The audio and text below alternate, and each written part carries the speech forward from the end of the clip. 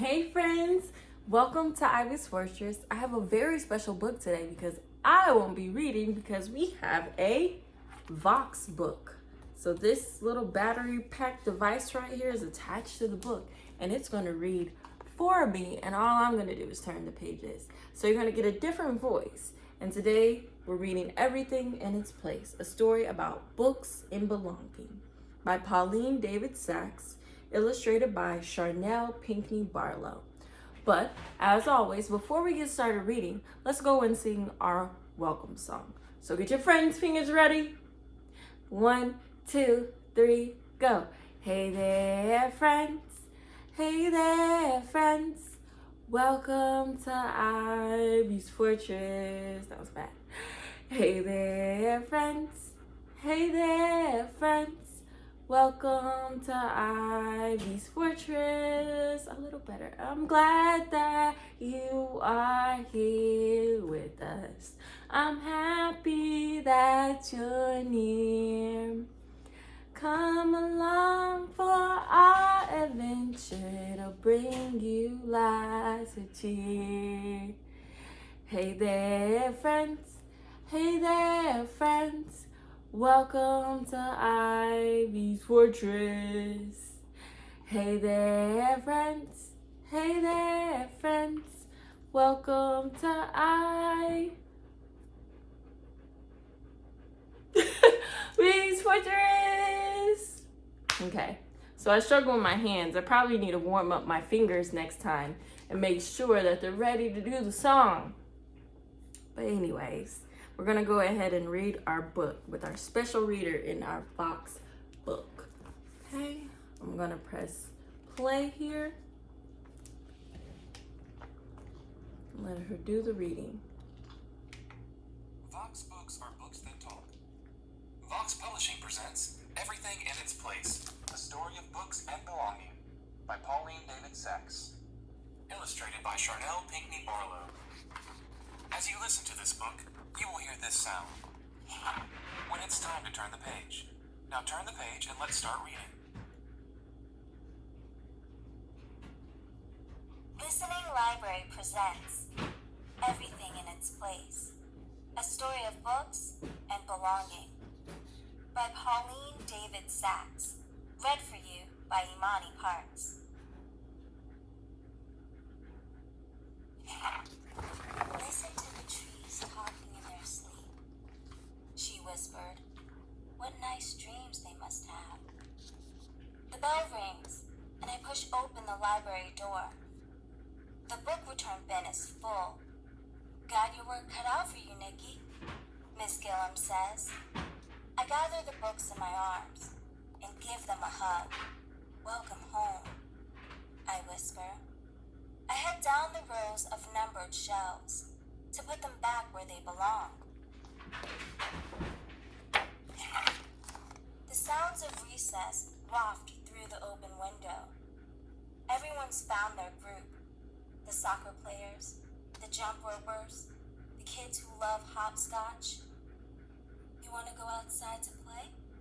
Miss Gillum asks, like she always does when she sees me watching. And I shake my head, like I always do, and get back to the books. Who needs recess when you can reshelf books? I walk up and down the aisles, each book's special number telling me where to go. Astronomy, 520s. The Ancient World, 930s. Everything has its place in the library. The books, Miss Gillum, me. I'm almost done when Miss Gillum tells me her news. A conference for librarians, she exclaims. A whole week. I try to smile, but all I can think is a whole week of recess, and my stomach starts to hurt. It's still hurting after school when I get to Kathy's cafe. Kathy is mama, and Thursday is pecan pie. But today, I'm not hungry at all. At least here it's all right to be alone. Like Mr. Williams, who orders orders his chicken soup extra hot so he can close his eyes and breathe in the steam. And Mrs. D, who tucks her paper napkin carefully into her blouse before she eats her tuna on rye. My favorite is Maggie. Short hair, scruffy clothes, just like me. Fork in one hand, book in the other, as she eats Mama's pie. When Maggie finishes reading something good, she lends it to me. Today, it's a book of poetry. 800s. Thanks, I say. I tuck it in my bag. I watch Maggie head outside and start up her motorcycle. I asked her once, "Isn't it scary?" But she said, "Everything in life is a risk." And whenever I see her on her bike, she looks so happy, so alive, so free. Next day's Friday. Maybe it'll be good for you, Miss Gillum says. Hang out with kids your own age. I pretend to be really interested in fossils, 560s, so she won't see my eyes fill with tears.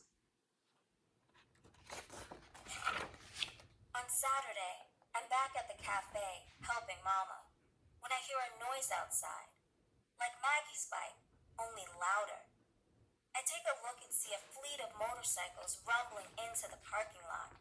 A dozen at least, all different colors, shapes, sizes.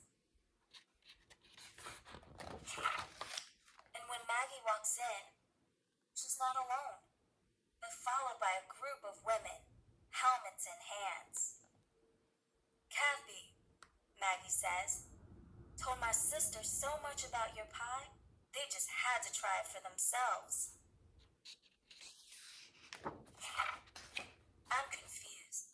Sisters? Like the bikes, they are all different colors, shapes, sizes. Maggie laughs at my puzzled look. "Motorcycle sisters," she says.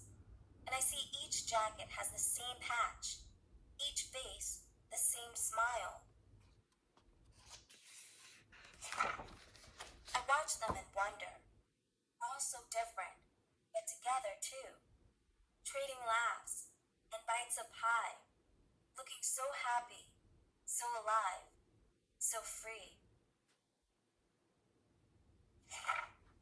When the recess bell rings on Monday, I follow the other kids outside on heavy feet, watching as they divide into their noisy groups. I stand against a wall and dig into my bag for something to read. I find Maggie's book, Poems by Mary Oliver. There's one called Wild Geese, about feeling lost, and I read it again and again, wondering what it means. I wish Maggie were here, or Ms. Gillum, but they're not. A shadow crosses the page, and I look up. It's a girl, one of the hopscotchers or jump ropers. Only she's not hopping or jumping. She's standing next to me. "I love poetry," she says, pointing to my book.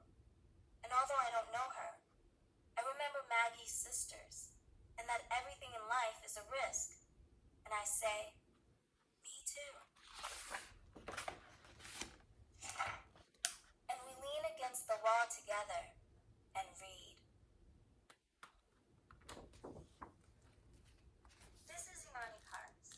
We hope you have enjoyed this unabridged production of Everything in Its Place, A Story of Books and Belonging by Pauline David-Sax.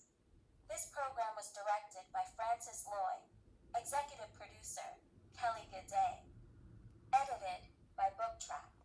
Text copyright 2022 by Pauline David-Sax.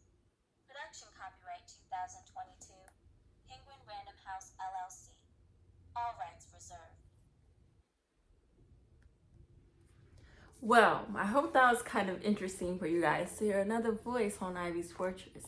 When I checked out this book, I was mostly attracted to the fact that there was a little girl on the cover that standing in what looked like a library holding a book with little pieces of literature or newspaper cutouts made into birds. It was very artistic and creative to me. However, I saw this little battery-packed device here, and I was so interested about a book reading to me instead of reading on my own. My daughter wasn't the biggest fan, so it leads me to ask you guys, did you like it? Did you like having another person read a book to you? I feel like I'm gonna have some mixed answers there, so understood. Sometimes I like when people read to me, sometimes when I like to read aloud. Hence why we have Ivy's Fortress Read Alouds. But I do want to point out a message in this book. And it talked about when she met Maggie. Not when she met Maggie. She knew her favorite person in the store was Maggie. And they had something in common, which was reading books and chilling at the cafe. She said, I watched Maggie head outside and start up her motorcycle. I asked her once, isn't it scary? But she said, everything in life is a risk. And whenever I see her on her bike, she looks so happy, so alive, so free. From my own perception, I think motorcycles seem pretty dangerous and scary, but it takes a special type of person to want to get on a two-wheel automobile with no doors and no protection on the outsides beside a helmet and hop on the road. It's very freeing for them, and that's something that person enjoys. But it doesn't mean that getting in your car is any less of a risk. Everything we do in life has a risk, reward, or a consequence. Or all three, or one of the three. So, when she met her new friend, and they liked to read together, she said that meeting her and talking to her was a risk too. Maybe not as risky as, riding on a motorcycle or learning how to drive your first car or walking on a tightrope between buildings, and that's an activity somewhere overseas, I just don't know where. It all is risky. You just have to have the courage and be brave, and have faith that it's going to work out.